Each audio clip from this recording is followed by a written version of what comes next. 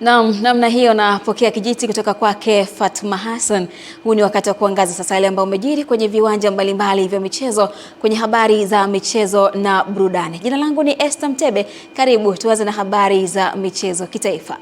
Watanzania wamehimizwa kuchangamkia fursa za kiuchumi zitokanazo na ujenzi wa uwanja wa mpira wa miguu wa AFCON 2027 mkoani Arusha, unaotarajiwa kuwa kichocheo cha uchumi wa wananchi na taifa kwa ujumla. Tupate taarifa zaidi.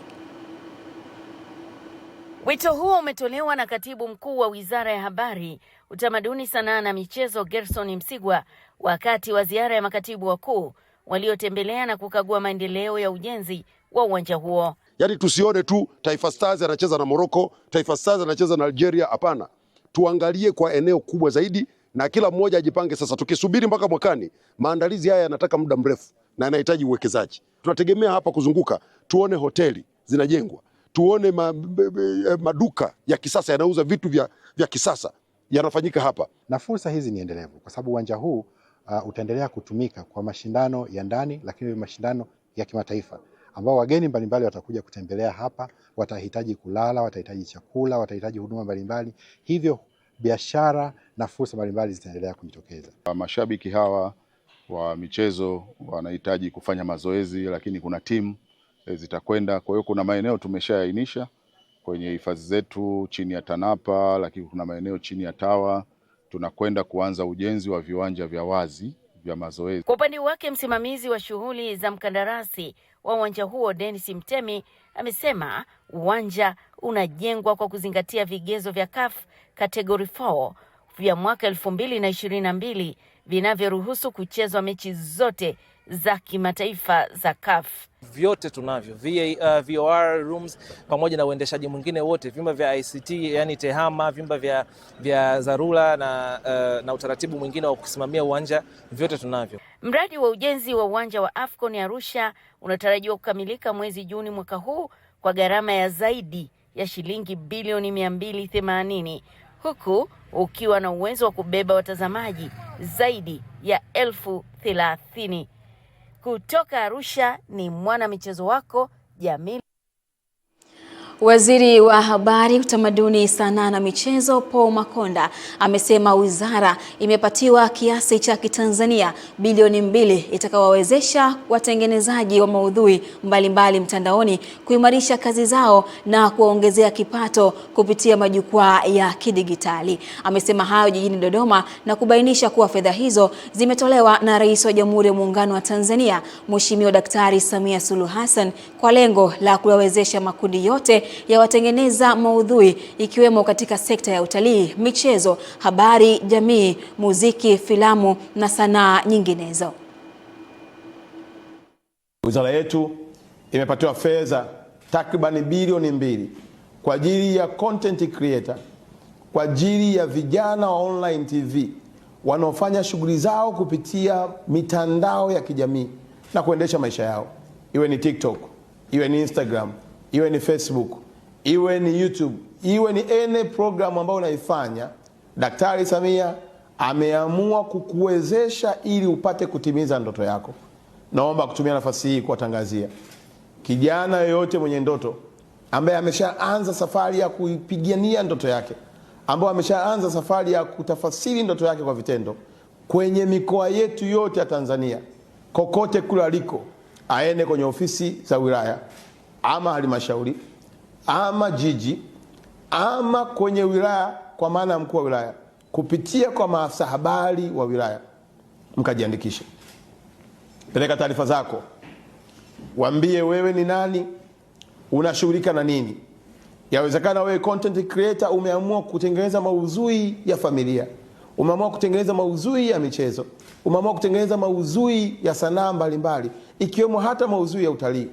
Ukifika pale, andikisha jina lako, chombo chako ulichonacho, kazi unayoifanya, na sisi tutapokea taarifa hizo kama wizara na kuzichambua na kufanya mkakati wa kuwapatia hizo fedha kwa ajili ya kuwezesha shughuli yenu ya kutimiza ndoto mliokuwa nayo. Naam, ni fursa hiyo kwa watengeneza maudhui kwenye mitandao ya kijamii. Uongozi wa chama cha mpira wa miguu mkoa wa Dar es Salaam umevitakia heri vilabu vya Tanzania vinne vinavyoshiriki mashindano ya ligi ya mabingwa barani Afrika na kombe la shirikisho barani Afrika, huku ukiamini vilabu hivyo vina nafasi ya kufanya vizuri. Akizungumza na Channel 10 Michezo, katibu mkuu wa chama cha mpira wa miguu Dar es Salaam, Saidi Kipukuswa, ameweka wazi nafasi ya vilabu vya Simba na Yanga kuelekea katika mechi zake za mzunguko wa 4 hatua ya makundi ambazo watacheza na wapinzani kutoka kaskazini mwa Afrika.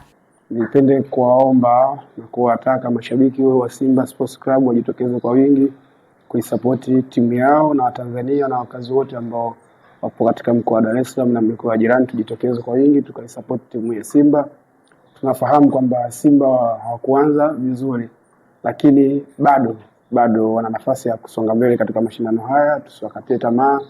Kama wao wenyewe hawajajikatia tamaa, basi na sisi pia tusiwakatie tamaa. Kama tunavyojua Simba kwenye mashindano ya kimataifa hawajawahi kutuangusha.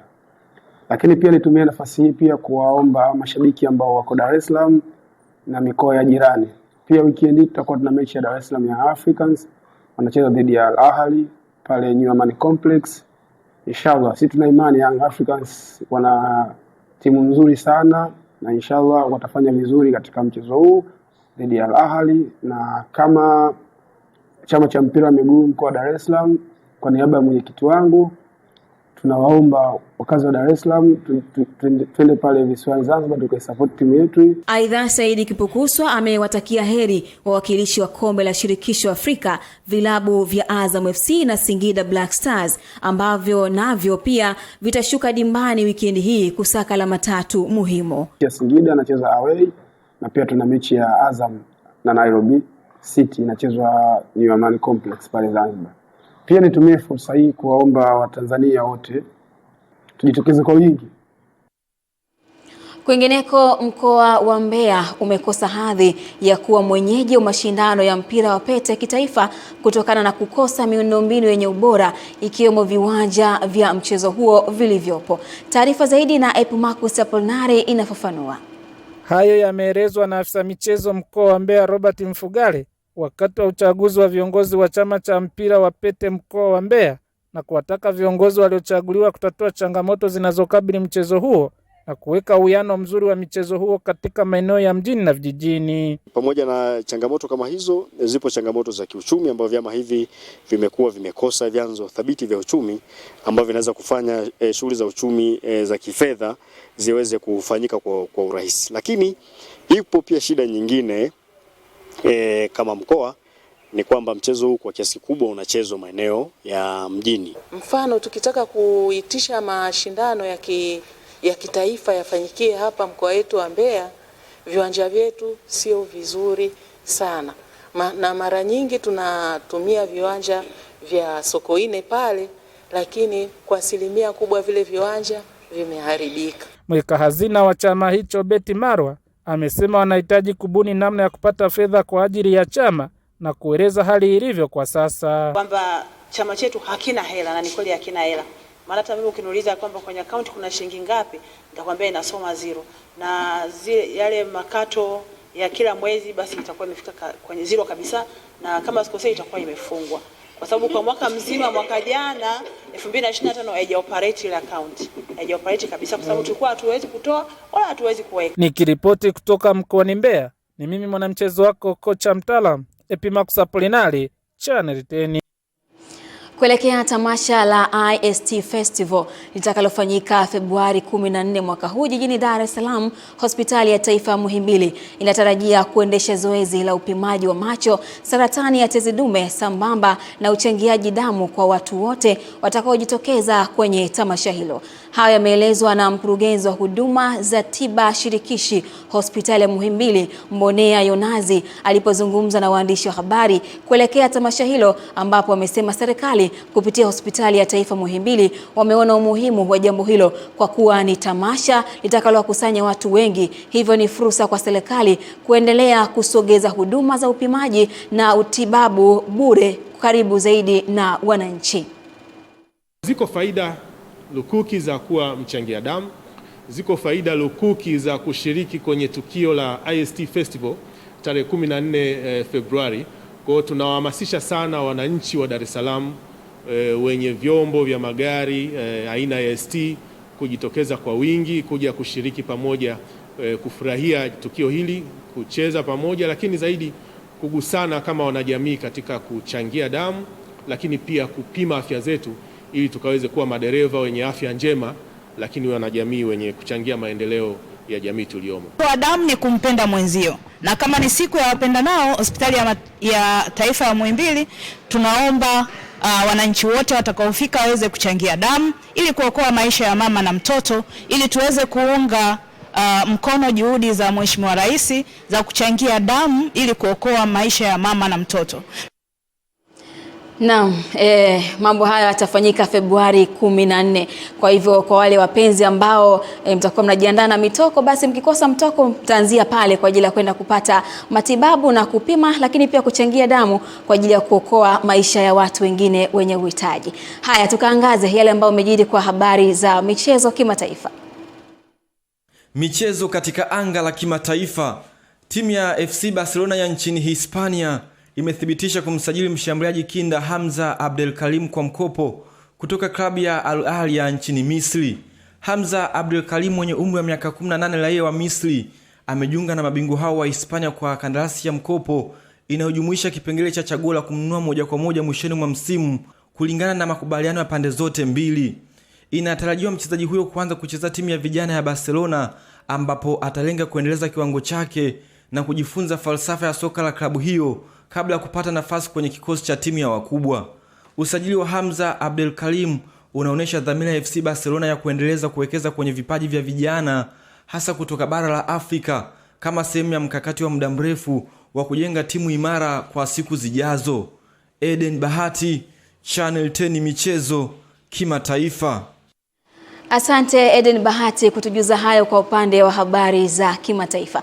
Na katika burudani, Miss Intercontinental Tanzania 2025 Faida Kasim amefanikiwa kupeperusha vyema bendera ya Tanzania baada ya kushika nafasi ya 3 bora katika mashindano ya urembo wa Miss Intercontinental 2025 yaliyofanyika Januari 29 huko nchini Misri. Na katika mashindano hayo, Faida pia aliibuka mshindi wa kura za mtandao, hatua iliyoonyesha uungwaji mkono mkubwa kutoka kwa mashabiki wa Tanzania na nje ya Tanzania. Taji la Miss Intercontinental 2025 lilinyakuliwa na Varvara Yakovenko wa Urusi, aliyekabidhiwa taji hilo. Na Varvara pia aliwahi kushinda taji la Malkia wa Ulaya na Miss Photogenic wakati wa mashindano hayo. Nafasi ya pili ilichukuliwa na Lorena Suarez wa Cuba, ambaye pia alikuwa ni Malkia wa Amerika Kaskazini, huku nafasi ya 4 ikienda kwa Vanessa Natacha wa Thailand, Malkia wa Asia na Oceania. Mwakilishi wa Ufilipino Cristina Rabareno amemaliza nafasi ya 5 na pia kushinda tuzo ya Power of Beauty ambayo ilimwezesha kupenya hatua zote za mchujo hadi fainali. Malkia wa Afrika alikuwa ni Brian Mukanda Maroko wa Kenya, ambaye aliyemaliza nafasi ya 7 huku akishinda pia tuzo ya Best in Swimming Suit. Mashindano haya yalishirikisha warembo kutoka mataifa mbalimbali duniani, huku wengine wakishinda tuzo maalum kulingana na vipengele tofauti vya ushindani. Tunaona namna ambavyo Tanzania inavyoendelea kupeperusha bendera yake kwenye michuano mbalimbali. Namna hiyo kwenye urembo, Tanzania pia imeendelea kung'ara kwa kushika nafasi ya 3. Ni hayo kwenye michezo na burudani kwa usiku huu leo. Mimi naitwa Esther Mtebe, anakuja hapo Fatma Hassan kwa ajili ya kutamatisha habari ya kutwa nzima.